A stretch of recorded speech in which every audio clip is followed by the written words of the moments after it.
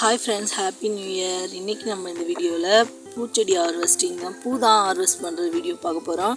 இந்த வருஷத்துல இருந்தாவது தொடர்ந்து வீடியோ போடுறதுக்கு ட்ரை பண்ணுறேன். போன வருஷம்லாம் ஒரு 4-5 மாதம் வீடியோ தொடர்ந்து போடவே இல்லை.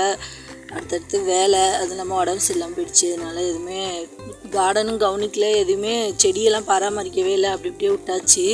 இருந்த நிறைய பூச்செடிகள் வந்து பூக்காமல் அப்படியே பட்டு போயிடுச்சு. 1-2 பூச்செடிகள் வந்து இப்போ மழை பெஞ்சி புயல் எல்லாம் ஓஞ்சதுக்கப்புறம் இப்போ தான் வந்து தளிர்த்து வருது, பூக்கள் வந்து வைக்க ஆரம்பிச்சிருக்கு.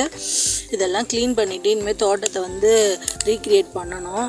அது வரைக்கும் இருக்கிற என்னென்ன பூச்செடிகள்லாம் வந்து இருக்கோ அதெல்லாம் விதைக்கு விட்டு இருக்கலாம் அப்படின்ட்டு இருக்கேன்.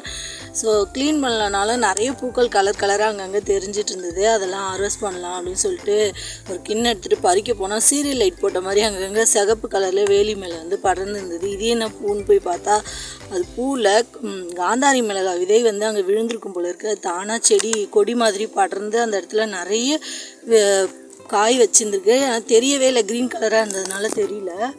இப்போ தான் வந்து எல்லாம் பழுத்ததுக்கப்புறம் பார்க்குறதுக்கு அழகாக இருந்துச்சு. போய் பார்த்துட்டு எல்லாத்தையும் பறிச்சிட்டேன்.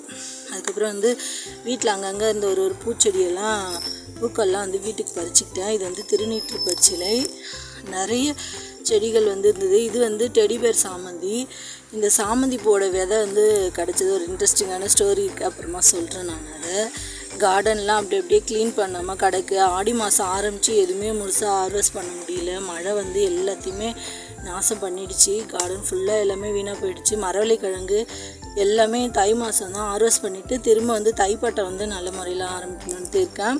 ஸோ இந்த பூக்கள்லாம் எங்கள் வீட்டு தோட்டத்துலேருந்து இன்னுமே நிறைய பூச்செடிகள் இருக்குது. ஆனால் அதெல்லாம் பழையில் பட்டு போச்சு.